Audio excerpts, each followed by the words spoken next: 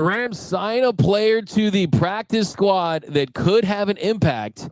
And will the Rams regret not being more aggressive at the deadline? That's coming up next on Locked On Rams.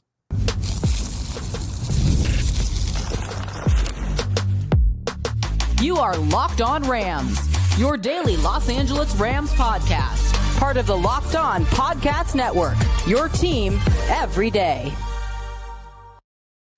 What is up, Ramily, and welcome to another episode of Locked On Rams, your daily podcast covering your Los Angeles Rams. Free and available wherever you get your podcast. Locked On Rams, part of Locked On Podcast Network, your team every day. We're also available over on YouTube, so if you haven't yet, do us a huge favor.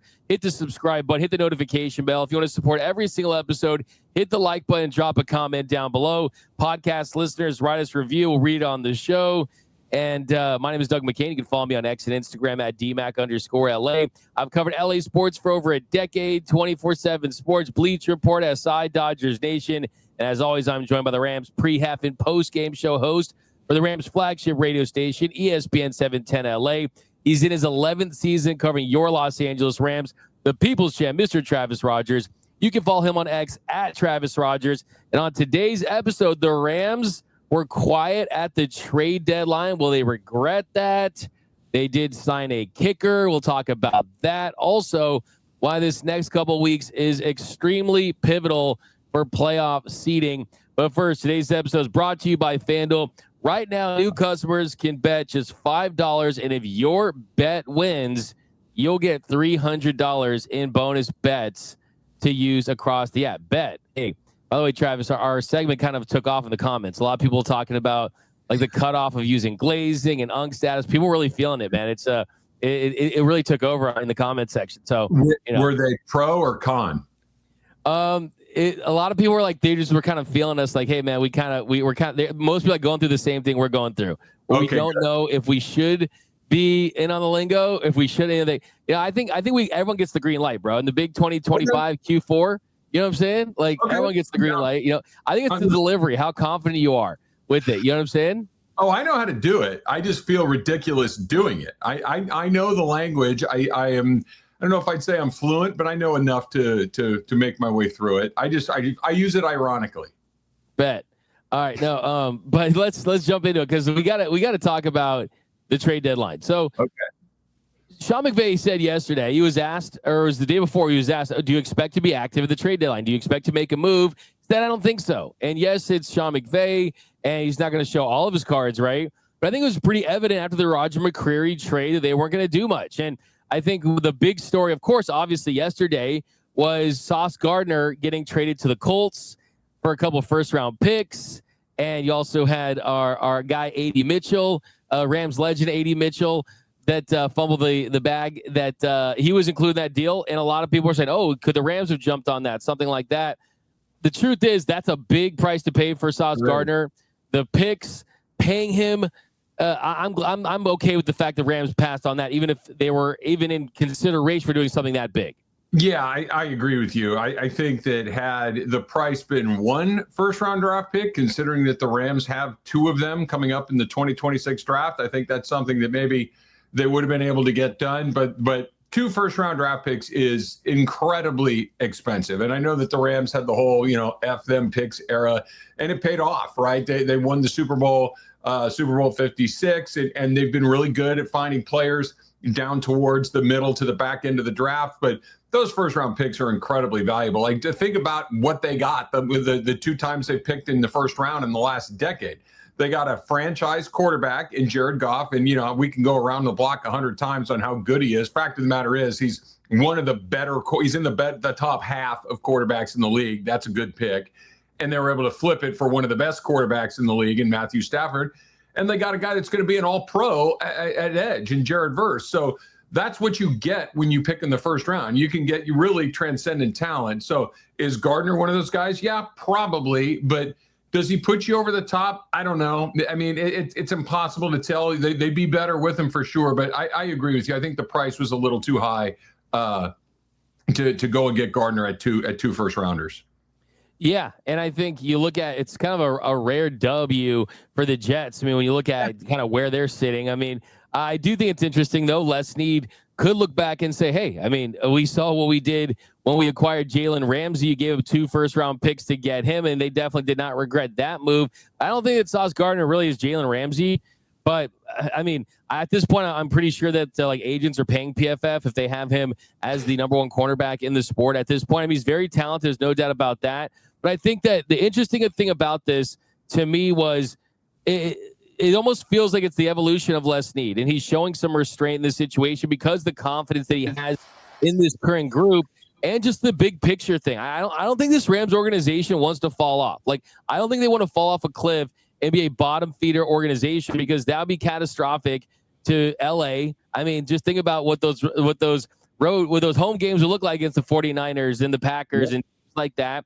And I think that they're looking for long-term stability, and they are focused and zeroed in on finding some type of success for Matthew Stafford. When that will be, we don't know, but we also know that the only way you can get the Stafford types is either through a very, very large, a massive war chest of draft capital and an existing player, what they do with the Jared Goff deal, or you find him in the draft, but you're not getting these dudes in free agency. No, and I think you're right. I think that, the way that Stafford has played this year, I think changed the math on what they're doing. I really do. And I don't know if they've had any conversations with him, hinted at it, or maybe it's unspoken, or maybe it's just not true. I'm not sure. But I was having the conversation before the New Orleans game last week, and just kind of talking with some people around the team. And the idea of Matthew Stafford still being way up here at his performance level, I think speaks to them being a little bit more patient. This isn't hey, this is the last shot. Empty the clip, spend all the money, spend all the draft picks, go do whatever you have to do, because this is it. If we don't get it done now, we're going to go down to the bottom anyway. We're going to have to build a quarterback, et cetera, et cetera. I don't think that's true. I think they know that they might have a little more runway with Stafford than they probably thought. I think you can go into the draft with 2 first-round draft picks and try to make your team better, both for next season and for the future, and really kind of give yourself, like you were saying, Doug, more time beyond the Matthew Stafford timeline, where the team's really good because they're just deep in a lot of other places. I think you can do both things at the same time, whereas if you sent those first-round draft picks out, maybe you win it now, but you probably kind of shoot your foot off moving forward. Had they done it, I wouldn't be sitting here going, what in the world did they do? This is a terrible, terrible idea. It would have been a big swing, and let's see what happens if you win the Super Bowl. I guess that makes it worth it. But I don't hate that they were a little more cautious, and I think they were a little more cautious simply because Matthew Stafford's still playing at a crazy high level. Exactly. I mean, I don't want to say this team is better than the 2021 team, because the 2021 team won a Super Bowl, right? So You're not going to say that, right? But the truth is, as far as depth at a lot of different positions, like, I would not bat an eye if you saw some of these guys behind these guys playing, right? Just because of the guys that have at certain positions. So, I think that you mentioned winning a Super Bowl too. Like, had they not had one in 2021, maybe they are more aggressive because they just want to win a Super Bowl in LA so badly to establish that. But the fact is, they have more equity with the fan base, with their current building, knowing that their plans work, and they have proven that at this point. I will say, I mean, look at some of the other names that were traded away, some of the other big names. I mean, Rashid Shaheed was a name we talked about on this show a couple different times as a possible receiver option. I actually texted Ross Jackson, the NFL channel manager who covers Locked On Saints, and he said, hey, you could probably have him for a 4th rounder. And he was right. I mean, that's what he essentially went for, a 4th rounder and a 5th rounder. So that's a guy you could have picked up. But I think that this really is a vote of confidence for the 2025 Rams. Yes. And they just, like you said, I mean, if Sauce Gardner comes in, like, let's be honest, like, if they had traded for Sauce Gardner, we'd be like, emergency show, Rams are all in, F them picks. Yeah. Now it's, got any of them picks, let's tuck them picks, right? So I don't think we would have been mad about it. But I also think too, it's like kind of one of those things where it's like you have patience, and it'll reward you in the future for the Rams. Yeah, I think so. And look, I think it probably.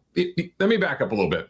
The Rams, when they feel like they have a chance to win the Super Bowl, they go for it. When they feel like they have a chance to kind of put themselves over the top, they go for it. maybe they think they're already there because this isn't it's the same old Rams. They never pull the trigger. They do pull the trigger. So the fact that they chose not to, I think, kind of makes me feel better about at least how they see their team, that they didn't feel like, hey, listen, man, we got a fatal flaw here, that secondary is not going to be good enough to get us over the top. I don't think they see it like that, or I think they would have made a trade. So, this is why, I'll do it because we do it in every show. I'm going to talk about the Dodgers for 5 seconds. The Dodgers get the benefit of the doubt when they do or don't do something at the trade deadline because they get it right way more than they get it wrong. Same thing with the Rams. If the Rams go for it, I think it's a good idea. If they don't go for it, I think it's a good idea because when they do, it's worked out really well for them. And if they chose not to, it's not because they're afraid of making a deal. It's because they didn't see a deal that they liked. Yeah, by the way, like I said, I've been kind of reading the comments more. And one of the first comments was somehow they did not talk about the Dodgers yesterday.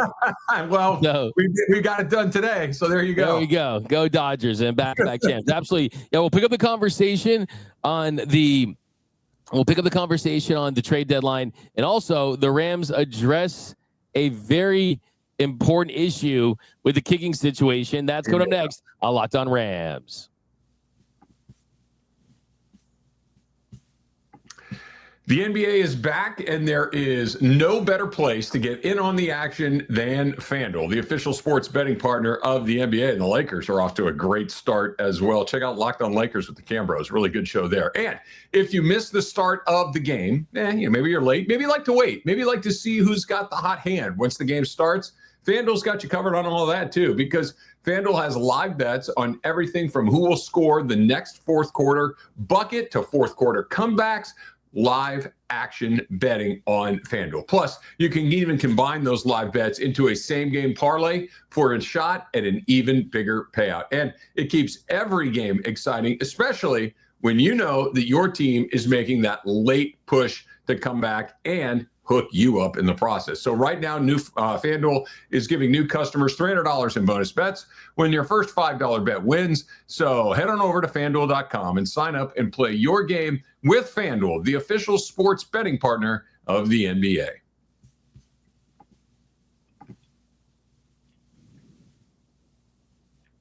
And we are off and running here on Locked On Rams. Thank you for making Locked On Rams your first listen every single weekday. Free and available wherever you get your podcast. Locked On Rams, part of Locked On Podcast Network, your team every day. Big shout out to those every listeners out there watching, listening to every single episode of Locked On Rams. Cannot thank you enough. If you're not a part of that Everyday Listeners Club, now is the time to join. We've got, before we know it, the playoffs will be here. And now is the time to just absolutely lock in. Yeah. It's 10.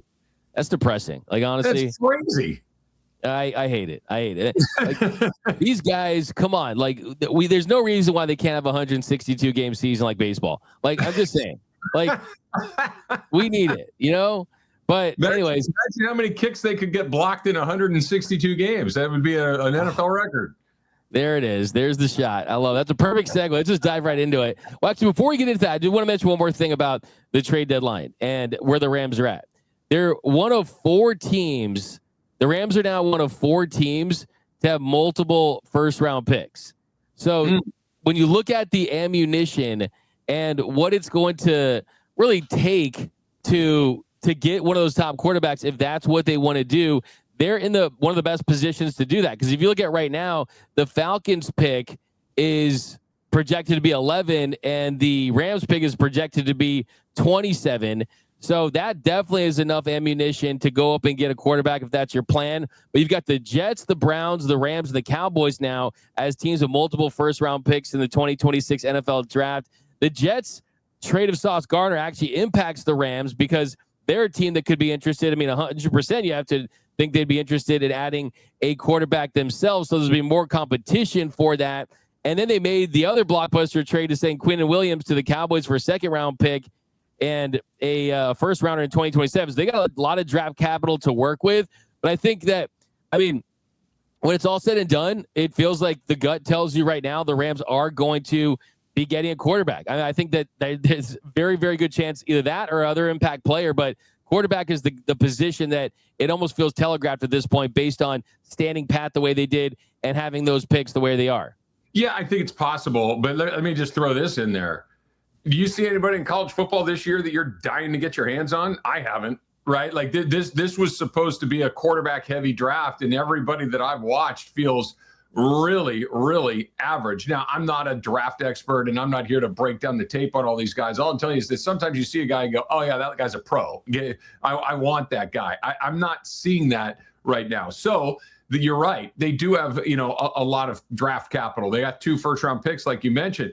Maybe they kick the can down the road and say, look, we'll take 2 picks next year. They can trade one of those picks to someone else and kind of double up all over again because – coming into this year, this was supposed to be a quarterback heavy draft. I'm not seeing it. And there's a long way to go, and everybody's going to go around the block 100 times on this guy's great and this guy stinks and everywhere in between. But I don't know if they don't see somebody, if there's somebody they love, great, go get them. But if they're kind of looking around like, yeah, we need a quarterback, but none of these guys are the guy, then run Stafford back again, do it again. Maybe there's some sort of interim situation where it's a Jimmy G or something like that if Matthew Stafford does decide to walk away, and you wait for the right guy, just because it's not just picking a guy. You got to pick the right guy. Like how many of these teams that we've seen that do pick a quarterback in the first round, that these guys can't play dead in a cowboy movie, and they got to pick another quarterback in a couple of years after that. So, I trust them to pick the right guy. And if they're not seeing the right guy, then wait. Yeah, there's no doubt about that. And I think still my ultimate plan, I don't care if you have the number 1 pick and you're drafting a quarterback. I still want them to have Matthew Stafford back for another year if he's playing the way he is. I don't care if it's I don't care if they drafted Matthew Stafford, right? Like I want Matthew Stafford back, right? But I mean, there are guys that have emerged. I mean, Ty Simpson out of Alabama. I mean, they have had success with SEC quarterbacks. Your guy, my former guy, Dante Moore. Which no. I'm praying on his downfall anyway, so it's all good. Fernando Mendoza out of Indiana. He's kind of fun. Yeah, he's not bad. I of all the guys I've seen, he's the one that looks the most capable. But does he look like an NFL? Again, this is not my area of expertise, but like sometimes you watch a guy go, yeah, I'll take him. Now, nobody was saying that about Tom Brady. Sometimes you see Peyton Manning, and it's an easy call. So, Andrew Luck is an easy call. Sometimes these guys take a minute to develop. I don't know. I'm just saying that if they don't see it, then wait for the next guy. I agree. I think that they would prefer that guy does exist, right? Yeah. It's not like, oh, I'm going to buy a car today. And then like, you go to the dealership and like, I'm just going to buy a car. I'm going to get that Chevy Cruze, whatever the heck cars buy, people buy today. But you'd get a PT Cruiser, right?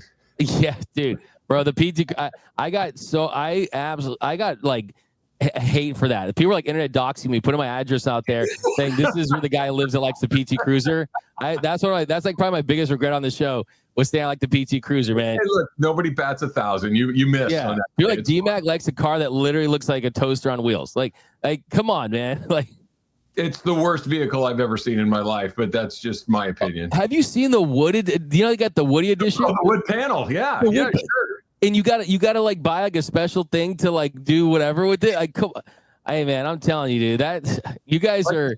I still want to know why every PT Cruiser that rolled off the assembly line was maroon. I still don't understand. No, that's a good question. Yeah. yeah. Well, it's kind of like it's like that. It's like the. Have you seen that meme where the '90s where it's like, why was everything in the '90s hunter green? And they showed like the drapes of your grandma's house, the Eddie Bauer edition Explorer, that hunter green. You know what I mean? For sure. They have trends. They have different trends. But now we got to talk about the signing that they made yesterday, bringing in Harrison Mevis to the practice squad. And I think what this says is, look, this is a Rams team. They've missed an NFL high 8 kicks in 8 games. And not all of them have been miscues that are Joshua Carty's fault. Their blocking has been bad. The snaps, there's been a multitude of different issues that have led to this inept kicking game. But this is, hey, we're bringing in a guy to put some pressure on you. And what the ones that you do get where the snap is fine, the blocking's fine, you better make those. So now we know that the writing's on the wall for Joshua Carty because Harrison Mevis is now in the fold. Look, this to me is not complicated. I'm not saying that finding the next guy is easy, but I think that you have to move on to the next guy, whoever the next guy is. And by the way, that includes the special teams coordinator. That includes the person that's in charge of this, because that they haven't been able to get it fixed, I think speaks to their ability to select the next guy or anything else. Like, this is not just a, hey, the kicker, everything's working smoothly, nothing's getting blocked, he's just missing kicks. This is, I mean, that's part of it. He's missing kicks too, but is he missing kicks because they can't block it up right? It looks like it. Are they missing kicks because the snap isn't right? That might be part of it. Are they missing kicks because the timing operation isn't right? That could be part of it. Are they missing kicks because Josh Carty's slow to the ball and they're not coaching it up correctly? That could be part of it. I've heard all of these theories. I don't give a damn. Just fix it or get new guys. Like that seems to me, it happens all the time. Kickers, for better or for worse, kickers get fired. That's the one spot in the NFL where if you miss enough, they're gonna literally pull a guy off the street if they need to. And I think that's where the Rams are. And they may have to pull a special teams coordinator off the street too, because Chase Blackburn's just not getting it done. And this isn't a bad week or even a bad couple of weeks, like you just said, Doug. They've missed 8 kicks in 8 weeks. That is just absurd. And that it keeps happening is incredibly disheartening. And I'm glad there's a new body in there. I hope that they move on and try somebody new, because this does not seem to me like an unfair. What if somebody got hurt, right? Like, if somebody just got hurt, you go out and find a new guy. So go out and find a new guy. It doesn't seem that complicated to me. Exactly. I mean, bottom line is the operation just has not worked. And it just has not had success. They are by far, I mean, there's basically strengths across the board. I mean, we're talking about the secondary. I don't know if you saw this, but I mean, the secondary for the Rams, they rank second expected points added per dropback. Like, that's the reason why you wouldn't trade a Sauce Gardner, right? Like, all these areas that were supposed to be weaknesses really aren't that bad. It's the kicking game. It's the special teams game that really is your biggest concern, which is a I think an indication of why they're a really good team, right? When that's your worst facet of your team, you're probably a 6-2 team, right? You probably have won a lot of games, but I think, I mean, what happens if they don't fix it, right? I mean, what does this mean for their offense on 4th down? What does this mean for going for 2? I mean, here's the thing too. You're gonna love this guy. We'll see what happens with Joshua Carty. But I can tell you right now, you will love, if he ever gets a chance, you will love Harrison Mevis. And the reason why is he's got a great nickname. He's 5'11", 245 pounds. And his nickname is the Thicker Kicker. I'm in. I knew it. That's what I'm saying. I feel like I know you on these types of things. Like, it's to the point where I just want to I want him on the field this week. You know what I mean? It's like, right? Oh yeah. Look, if we got a thicker kicker, I'm 100% in on that. That sounds fun. And if he's not good enough, then we'll go to a skinnier kicker or what. They got to move on, because kind of going back to what you were saying, Doug, the Rams have an offense that is unquestionably good enough to win the Super Bowl. The Rams have a defense that I think is good enough to win the Super Bowl. Maybe the secondary is, maybe it isn't, but that front certainly is. And it feels like it would be good enough to survive, right? Like, it's certainly not a no chance, no way, never going to happen. They will lose a game because they can't kick. They will lose an important game because they can't kick. Right now, and I know it's the middle of the season, there's a long way to go. But if the playoffs started this week, the Rams would have to go to Green Bay. Okay, you want the Rams to go to play in 400-degree below zero weather? Of course not. You want them to be home. You want them to be near the top. You want them to win the division, et cetera, et cetera. And the reason that won't happen is because they're going to miss kicks if they keep doing this. If they don't change something, they're going to lose games during the regular season, which will cost them playoff seeding, and they will definitely lose playoff games, because how many times do we see it where a make or a miss in the most important part of the game determines whether you advance or not, and the Rams simply won't make it. They'll miss that kick, or it'll get blocked, and they've got to change it. They've got to get it fixed. Absolutely. This is no joke. This is not a matter of life and death. It's more important than that, right? This is no joke. You need to have this fixed for the stretch run. And if Harrison Mevis gets an opportunity, then that should tell you that, hey, they're being aggressive. They're not just letting this unfold and, okay, we're going to keep giving guys other opportunities. He has never kicked in the regular season. He has played with the Panthers and Jets after he went undrafted out of Missouri in 2024. He did play for the Birmingham Stallions last season, went 20 for 21, even won UFL Special Teams Player of the Week, which is impressive. Let's be honest. Well, that's where the dude from the Cowboys came from there, right? Aubrey. He was a UFL guy. I mean, you can find these guys pretty much anywhere. You either make the kicks or you don't. And I keep coming back. What's the downside to trying something? Like, is Josh Carty going to come back and haunt you because you let Josh Carty walk out the building? Would anybody be saying, hey, guy, you didn't give this guy enough time. You didn't figure this out. You didn't give him enough chance to try to work through some stuff. No, it's time to make a change, and sooner the better. No, I'm with you. Like, I'm with you that most positions like cornerback and all these like important positions, I'm very against like just change for the sake of change. Like, I don't do that at those positions. Kicker though, I'm totally down for it. I'll tell you this. I looked up Joshua Carty, and he's the only NFL player I can think of that has a LinkedIn profile. He has a LinkedIn profile for being a computer science major at Stanford. So I don't know if that is like him maybe being a little afraid about his job security and changing careers, but I found that pretty interesting. It's time to get a new guy. Let him go work for Google in Palo Alto and become a zillionaire. Good for him. I hope it all works out, but it's week 10. They've missed 8 kicks. What are we talking about here? Like, it's time to get a new guy. Week 10, I missed football already. All right, coming up next. This is going to be, I'd argue, the most important stretch of the season for the regular season for Los Angeles Rams. That's coming up next on Locked On Rams. Look, nobody likes paying rent, right? But if you have to do it, you might as well get something for it. That's where Built comes in. Built is changing the game by turning your rent payment into real rewards that you can actually use. And when you pay your rent through Built, you earn flexible points that can be redeemed toward hundreds of hotels and airlines, a future rent payment, your next Lyft ride, and a whole lot more. But Built isn't just about rent. It's about rewarding you around your entire neighborhood. So you can be out grabbing food at your local restaurant, heading to the gym, and you can still earn rewards. Built has made everyday life feel more rewarding, from your neighborhood to your travel plans. So turn your rent into rewards and start earning points around your neighborhood by going to joinbuilt.com/lockedonnfl. That's JOINBILT, joinbuilt.com/lockedonnfl, and make sure to use that link so they know that we sent you over.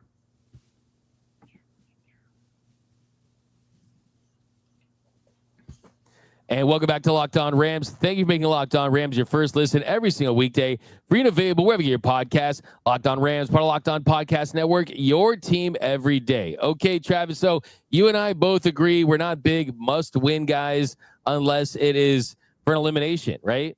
I remember, by the way, I hate to rip the Dodgers again, but I remember all the Dodgers fans saying, Game 5's a must-win. Game 5's a must win. The Dodgers can't go on the road and win Game 6 and 7. It's a must win. They can't go on the road and win Game 6 and 7. They did that. So we're not must win guys. Okay. I'm showing myself out. I will show myself out, and I'll edit that out of the show, and I'll leave it in there. But I think Roki Sasaki liked the 6-7 as much as you do. I can't stop doing it, man. I can't. Like, I just don't know why. It's like taking over my life. But where are you at on just the importance of this matchup against the 49ers? I mean, Sean McVay's lost 10 of his last 13 against Kyle Shanahan. If the Rams lose, they'd be 0-2 in the division, 1-3 in the conference. Yeah. And I mean, it would really change the outcome of the season. So for a team that's had the start that the Rams have had, I mean, you talk about putting the money in the bank, and they've certainly done that with wins, but it's division wins and the Seahawks creeping up. I mean, this is such an important game for the Rams this week. It sure is. Just real quick on the 6-7 game thing that you mentioned. Anybody that thought that the Dodgers couldn't go anywhere on earth and win 2 baseball games in a row, you just delete them from your life, right? That's just one of those. Have you ever watched this team play like two in a row against anybody? Stop. Anyway, That's a topic for Locked On Dodgers, which you can also catch out with me and out to Harry Ruiz. Yeah. Yes, I agree with you. Last year it felt like the Rams had kind of turned the corner when it came to the 49ers. Like, okay, they fight. Remember that game last year in the rain, and I think the final score was like 12-6. It was just a garbage football game, but the Rams won, and they won kind of ugly, and they won, against San Francisco, which felt like, all right, they're finally starting to figure out this puzzle. Well, go back to earlier this season when the 49ers were missing half of their team, and the 49ers just kind of walked them up and down the field for the first half. The Rams got it figured out a little bit in the second half, but felt like we went right back to square one with the Shanahan problem. And you're right, Doug. This isn't just 0-2 against San Francisco if they lose the game. It's 0-2 in the division. Seattle's really good. They're waiting for you after that. You still got to play them 2 more times. You got Tampa the week after that on Sunday Night Football, which is another conference game. And look, you look at the NFC standings right now. The Rams have as many wins as anybody. The most wins in the NFC is 6. The Rams have 6, but they're in 5th place. And it's because of those things. Now they haven't played a ton of conference games, but the two, they have 2 losses in conference. They only have 1 win. They're in the division. They're 0-1. So yeah, you're right. These are incredibly important, both for the division, for the conference, and ultimately for whether or not they go on the road, whether or not they go on the road once, whether or not they go on the road twice, whether or not they go on the road at all. And this is by far the toughest stretch. You got San Francisco on the road. You get 2 home games against Seattle and Tampa. And then you go on the road, which, by the way, felt like a layup after that. It's Carolina. Carolina's 5-4. It's on the road. It's another NFC game. So they got 4 games coming up that are NFC games, and all 4 of those teams have winning records. Exactly. And that's the big thing too, is the competition ahead. And I mean, think about this. If the Rams lose, the 49ers will be 4-0 against the NFC West. Yeah. And they play the Cardinals in week 11 to go 5-0. It's kind of maddening to think that the 2 seasons that these 2 teams have had so far, and the injuries that they've suffered, and the fact that they're really in a pretty prime position, really. So it's definitely concerning, but we're going to preview that tomorrow. Definitely check out Travis's preview with Brian Peacock of Locked On 49ers. We'll do another preview too on Friday, give you key matchups, all that great stuff. But that is going to do it for this episode of Locked On Rams. My name is Doug McCain. You can follow me on X and Instagram at DMAC_LA. And until next time, whose house? It's Locked On Rams house.